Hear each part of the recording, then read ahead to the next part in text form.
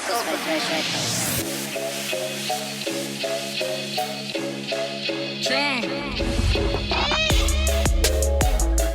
Jukumu project is an advocacy project that works to amplify the role of arts, culture, and media in social transformation. And it's being undertaken by Twaweza Communications as part of ongoing work at the Wajibu Wetu program, which is run by Forum CIV. What the Jukumu project seeks to do is to show the extent to which the creative sector, and most notably the artists and content creators generally, are contributing to really asking tough questions about our society, whether those questions relate to the democratic trajectory of the country, whether they relate to gender, inequalities. Our role then in the project is to look at the various partners under Wajibu Wetu and to ask the question, how are they doing it?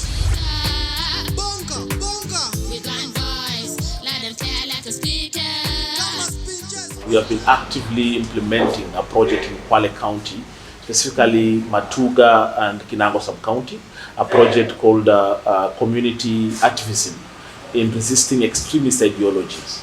And this project mainly looks at engaging young people, duty bearers, and the peace and security structures that are at community level, at the grassroots level.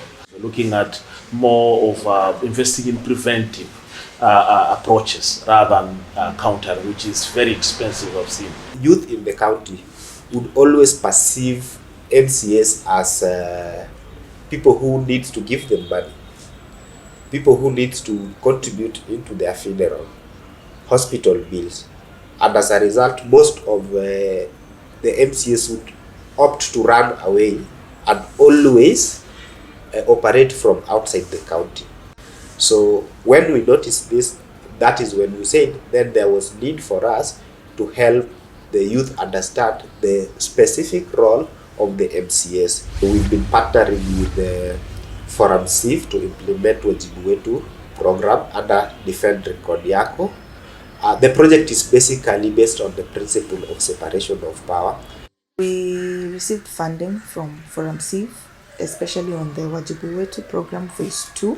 We implemented a project that was mainly focusing on improving the capacities of youth or engaging the youth on issues of leadership and good governance, issues of social accountability, public participation, and especially engagement with leaders so that we can improve services that are functional for the youth in the county government. So Tijasiri basically seeks to build the capacity of the citizens to demand for their rights to be respected by the duty bearers.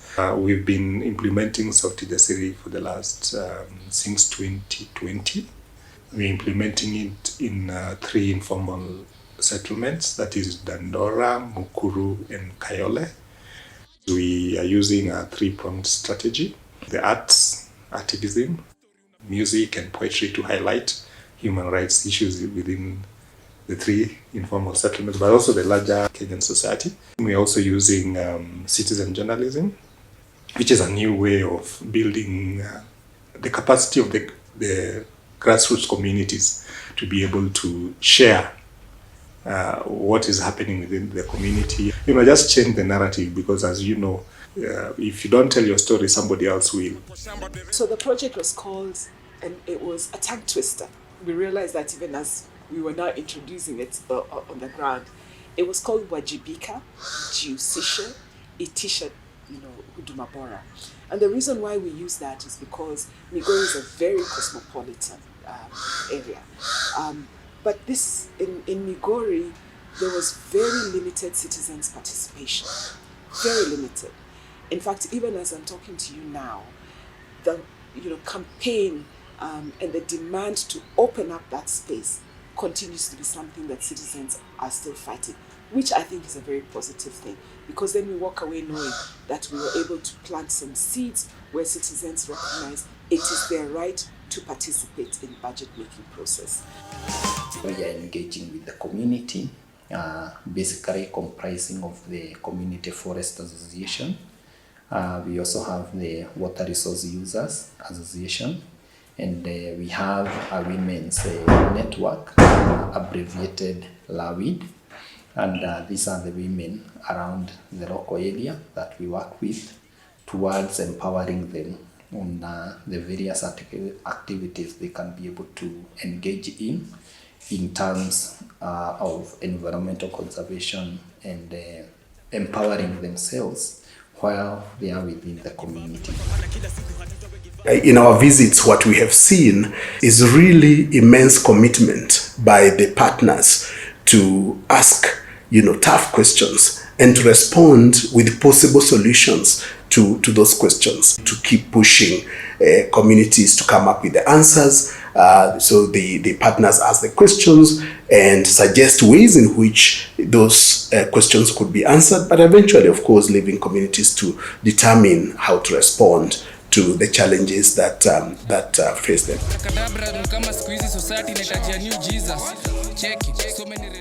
Sexuality is extremely fluid, and there's need for all programs to be gender diverse in its in design and also in implementation. Why I'm saying this is because part of our key lesson is at the start of this program we were much more targeted on young people, but then the definition of young people. So we within the implementation phase we had to learn to really define who our young people are, and that even led us to really defining our primary target as young people who are gender non-conforming. So the need for us to allow our target beneficiaries to be at the core of conversations, and this just to give a practical example, our petition design, drafting, and presentation has always been led by the young people that we target, which has led us to having massive results. We have the do no harm principle, but when you talk about the psychosocial, the psychological part of it, they have their women into their groups, and we are not allowed to enter in those rooms. They address their own issues and they come out. And the most important thing also, which we have learned, is not to use their identities, so that now people may for their identities also to be very well protected. The society needs to be encouraged to include persons with disabilities at all levels, and persons with disability, they have different needs. If you interact with the deaf, they have different needs with persons with albinism, with the visually impaired. Those needs, they need to be factored in whatever activities we are doing in our society, in our government. Persons with disability are not included in making policies. Somebody sits somewhere, makes those policies. So during implementation, it's so hard, and they don't feel like there is so much change. The Dandora area, their main issue is waste management. So when we started doing community forums and we started talking about the impact of the waste, the community were not aware that you can actually go to court. You're allowed to go to court and represent your community on a public interest issue. That is something that they thought it was for the elites, people who can afford to hire lawyers. But now with this project, we've made them aware that you don't need a lawyer to represent you, as long as the issue that you want to be adjudicated on is a public interest issue. And the most fundamental thing about PIL is that if you go to court and you lose, you are not liable for any fines or damages, because the issue you are presenting was a public interest issue, not a personal one. We still need to do a lot of civic education within the communities. When things are not going right. Having participated in a number of forums organized by Twaweza, we've been able to learn about gender balancing and gender considerations. And Kenvo has been keen to ensure that during this project, the community participation encompasses all the gender. So I am happy to say that I've been able to see the youth participate in that project. We've had a PWD representative. We've had a mix of old versus young, and across the male and female balancing. And the community are able to see why we are doing this. If government or duty bearers are meaningfully involved in an initiative, then they fully own it. They don't take it as you against them. That's why even right now we are even premised within a government facility. That doesn't prevent us from telling them that, okay, you are doing something wrong and can you rectify that's something wrong with you. It has given us an opportunity as an organization to grow from a youth group to a CBO, and maybe in future we might want to go outside just being a CBO. But in terms of institutional development and our own capacity as staffs of KPY, our capacities have been built as a result of this project. Whereas we may not see vividly the impact, one knows it's there. One knows it's there because of the testimonies that we got from the beneficiaries or the program partners. We know it's there because we could get a sense of the change in behavior amongst those that have taken part in the program in one way or another.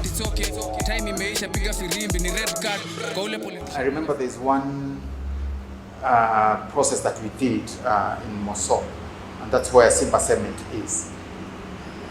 Before the establishment of Simba Cement and Salga, they'd done public participation where they'd come to the community through chiefs, and they'd tell them, like, we want to come here, we will give you schools, we will employ your youth, blah, blah, blah, blah, blah. So once they had set up the factory, it started looking like they are not keeping their word, and especially on the part of employing youth. So we did dialogue circles with the youth around there and told them, like, look, if you notice that they're not keeping their word, you cannot keep quiet with that. You have to go out there. And we actually checked and saw there were minutes that had been taken in the initial public participation meeting, which had stated that they had actually offered to employ the youth. So we said you can use that as evidence that there was that kind of discussion.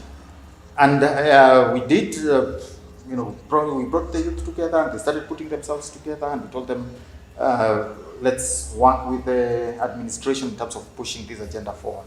And they were being slow on it, but when the president came to launch the factory, actually, I think there was an ACC who talked about a petition that the youth had put together, and he asked the president that to help see that youth around there had been employed. And from then, the president himself ordered in his speech that the management check that youth are employed in that area. So we felt like it was, our project had helped take it to that level. We were able to increase awareness on violence as in radicalization and violent issue. So we were able to increase awareness on our religious leaders, imams.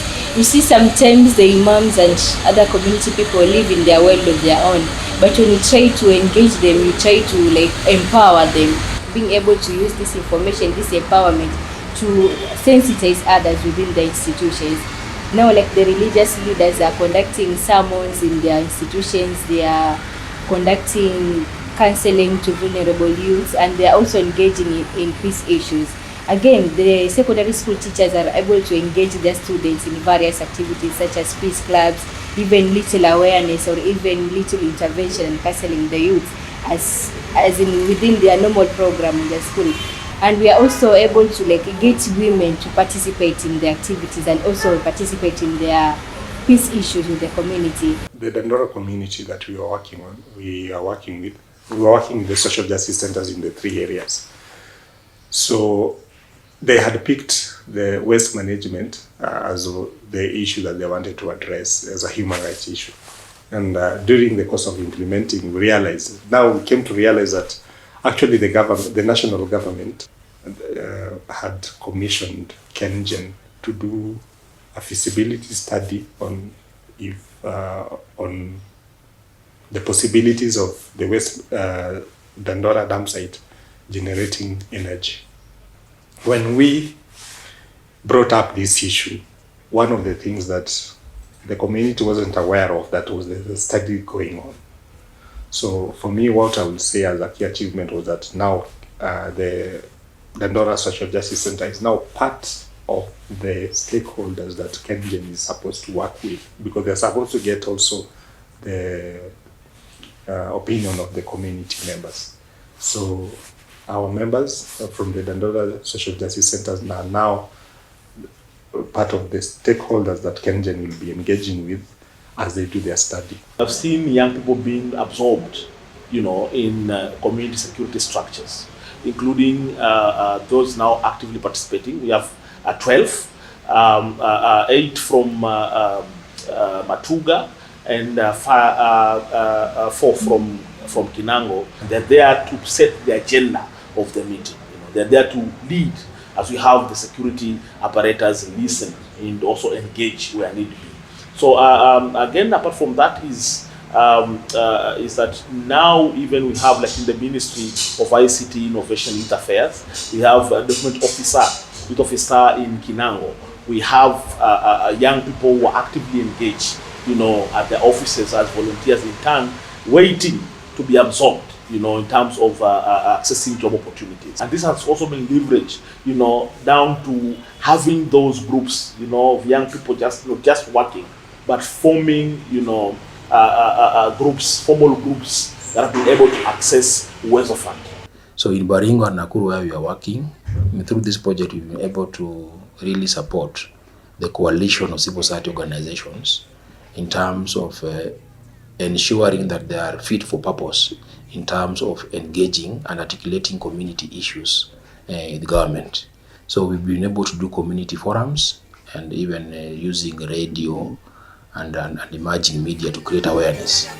So the resource persons, all 45 of them, organized with communities, and they then decided to come up with programs, and then on a basis of a scoring, they identified the projects that they wanted to audit. And they all did the same. So we were aware of what it was, which projects they wanted. They developed their matrix and they shared. And then COVID happened. And so when COVID happened, we all shut down, because then all of a sudden we were like, oh, we're so scared, we can't do this thing. So everybody was home. And then of course it took a while, we were talking about March to almost a year. And so by the time we were coming back, you have lost all this time, you also lost the momentum. But in the meantime, there are certain activities that we tried to do. We organized for the county assembly to go on radio across the whole county and talk about their budget. And by using radio, we mobilized members of the public to engage on the conversation around their budget based on their own sub-counties. And it was happening, some parallel, some simultaneously, some consequential. So in a space of 4 or 5 days, the conversation around the budgets had ended. We then also engaged with civil society. We gave in our own memorandum of the budget. We made certain recommendations. We sat down with the persons with disability. They went through that whole budget separately with them. They ticked things that they wanted and demanded and said, we want to change this, we want to do this.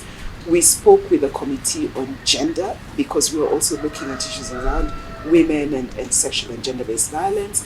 And we talked to them about the establishment of a safe house. They need to be able to, they'd only allocated 1 million. They need to allocate more money. At the end of this conversation, there were certain gains. So persons with disability were able to get an increase in their allocation for their hearing aids. They were able to get an increase in allocation for economic program. The resources for the gender-based violence component, they allocated 2 million. We were asking for 4. And then we then also said you need to have more resources for public participation. That was increased, and public participation today still remains in the office of the county governor. And so we then said that these are little gains. We must be able to say it's just a little step.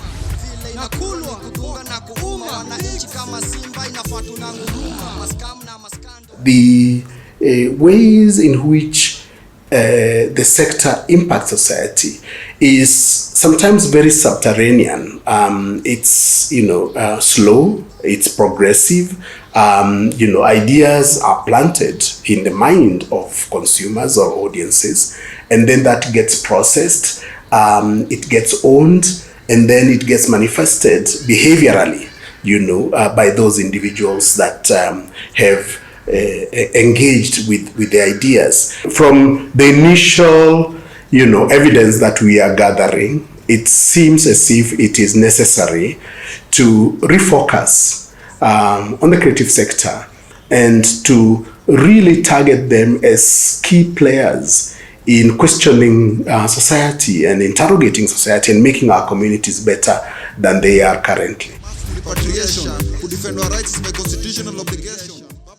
We were discussing some health facility which was a little bit out of negligence, was run down. It's called Roret District Referral Hospital. And we were being told that the newborn babies would share a bed. So you get a newborn on the same bed, you are discharged, another person comes, and they're not clean. So when our guys realized, we went and videoed it, and then it became a subject. Within 24 hours. And because they were saying there was no water. In 24 hours, water was supplied, the facility was clean, and the MOH visited the facility. We have adopted right way forward, which are looking at how do we capacity build the local community members to be able to identify issues on their own and have their own structure to work through that system. We want to make social media the biggest thing ever. We integrate the talent program, because now the talent program passes the message even in a visual and more clear to the audience as compared to sitting and listening to the speakers. So they usually pass the alternative messages to violent extremism using their skits. We also have songs, and we also have dramatized skits and comedies and all that. There was an interesting discussion on use of radio, and I figured that that now is becoming crucial, and not only radio but also social media, because gatherings looks like we're not going to have them for a bit of some time. Yeah, so we still need to reach out to the masses out there, and we need to figure out how else can we reach them if we can't do like public theater the way we used to do it, or even meetings for that matter. And I found radio to be an interesting strategy, and we've already been using it in some of our current projects that we are doing, and it's very effective. We have structures that are very actively engaging young people and stakeholders. Like in Kinango, we have the Kinango Youth Summit that is serving as an umbrella, a body for the young people. In Matuga, we have Matuga Youth Forum that is also looking at the aspect of early warning and how the groups can network and leverage information. We also have, for the first time, an amazing open space. The Assistant County Commissioner at Matuga. These spaces are always known as security spaces. So having young people with these spaces, either you're coming for information or you're coming to follow on a case, or you are coming because you're being invited to. We did murals in the 3 areas, and they were well accepted, because even persons with disability in this area, they're the one who sought permission in public offices. In Kawangware, Waithaka, DA's office, we were given a wall there. In Mukuru dispensary, health center, we are given a space, and in Madare we did it in Huruma at the offices of Kiamaiko Peace and Justice Center, and they're informing more people. We've been able as an organization, especially we as a youth organization, Kenya right now has a lot of subscribers to digital platforms, especially the youth. So I think this pandemic has also enabled us as an organization to think beyond what other engagements or other platforms can we use as an organization so that we can create digital space for the youth to subscribe to information that Kwacha is still giving, to some of the good things that the project has been able to see. Because right now we are doing a lot of documentation of the lessons learned and some of the success stories from the project itself. The project is getting a lot of visibility, and also the youth are also able to engage to us, because when we put our videos on YouTube, when we engage our discussions on Twitter, we are able to create wide conversations with the youth, even beyond the scope of the project that we're implementing.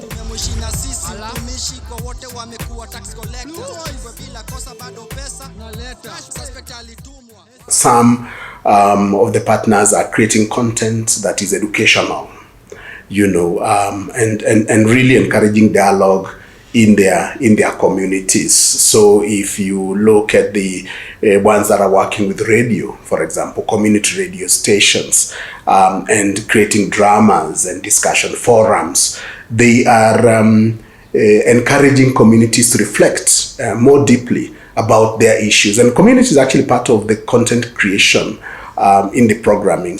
The creative sector can get into households, through television, through radio, through music, through other forms. They can get into the churches and the mosques and other spaces in a manner that, a scientist cannot.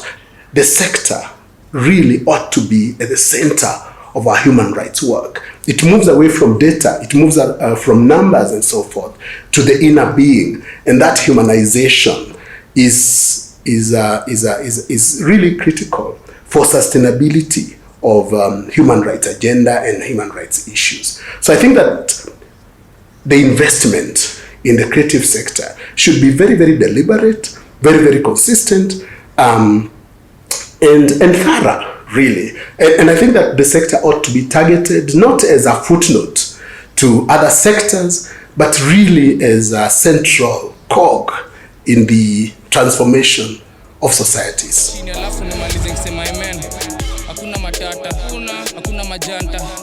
Walisema watatengenezea makazi but kujawazi walipatia watoto wao matenda au ndo wako huko hivyo na sukuma zile agendas, lakini ni sawa, si unajua tutatumia armies but hizo armies narudi back to sender revolution, so ina revolve around this nation. Time yetu ndio imefika, vijana wetu baki tumeungana together, kuna matata.